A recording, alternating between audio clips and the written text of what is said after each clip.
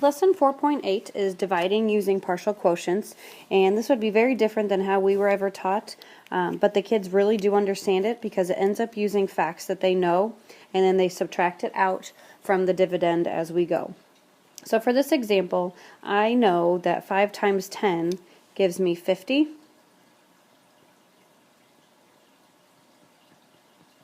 And so I'm going to subtract that out, and that leaves me with 75.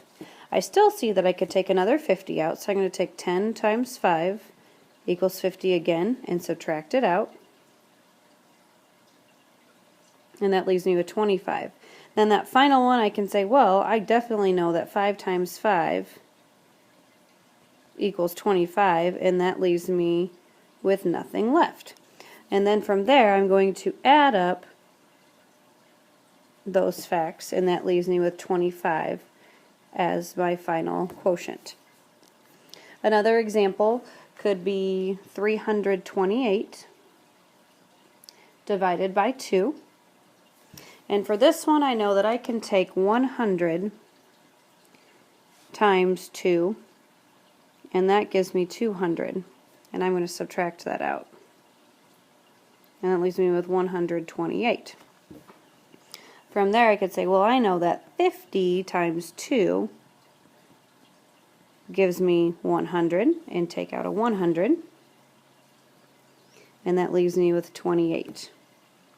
From there, you can break it apart more if you want to, but I know my doubles, and I know that 14 plus 14 is going to give me 28. So 14 times 2 gives me 28, and so I subtract that out, and that leaves me with nothing left. And so from there I can add up these items here, and it's 100 plus 50, which is 150, plus 14 is going to give me 164